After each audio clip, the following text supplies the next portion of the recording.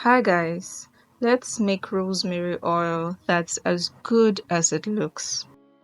To do this, I'm going to be needing just two ingredients: my extra virgin olive oil, you can use any brand that you prefer, and my dried rosemary leaves. Now I know that the idea of using fresh ingredients is always more appealing, but stay with me. And you might just find that for the purpose of this hair oil, there's really not much difference. I've just taken 2 tablespoons of that rosemary, which I am now grinding in a blender. The aim is to get it to fine powder, but rosemary leaves are not as easy to grind as cloves, and this is the best that my blender could do. Moving on, I'm just measuring out half cup of my carrier oil and I'm going to turn that in the ground rosemary.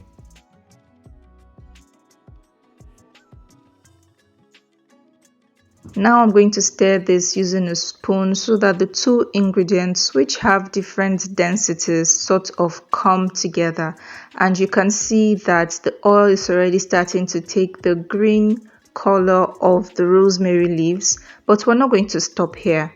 We already have a pot of water on fire that is boiling at about now. So I'm going to put this stainless steel plate over this pot to do the double boiling method, because putting our oil directly on heat can destroy the properties of the oil. Please also note that you can use a glass jar for this, but I just find a stainless steel plate more heat conductible, so it makes the process faster without causing any damage. This is going to be on fire for 15 to 20 minutes for the quantity of oil that I'm making today.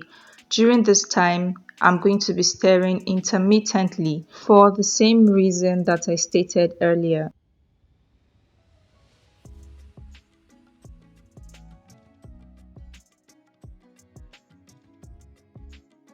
Do you observe how the oil molecules appear to be moving? Our oil also looks darker now, and when I stir, I can tell that it is no longer as viscous as it used to be. The rosemary also has started to, for lack of a better word, melt in the oil. It has just taken a more soluble form, and you would understand this better when you try this recipe.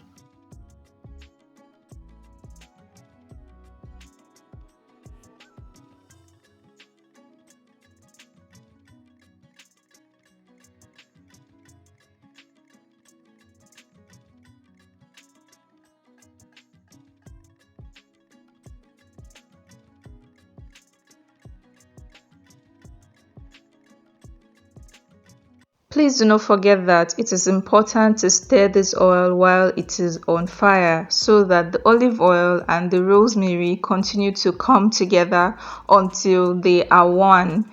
This can be every 3 to 5 minutes for the duration that it is on fire. Speaking of which, it is time to get this one off the heat. Now, would you look at that? How good does this look? Unfortunately, it's not edible, so let's proceed. I'm going to be using a cheesecloth to squeeze this oil out.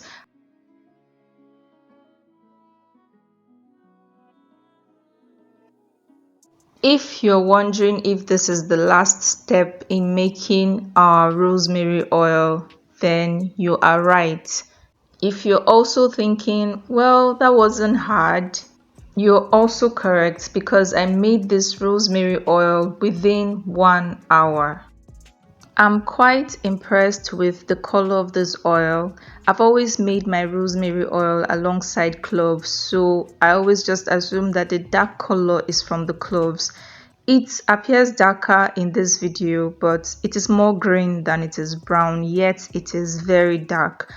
So if your inability to get the fresh rosemary leaves is what's been stopping you from making your own rosemary oil, I hope that I've been able to convince you that the dried rosemary leaves work as well as the fresh ones, or at least for the purpose of the rosemary hair oil.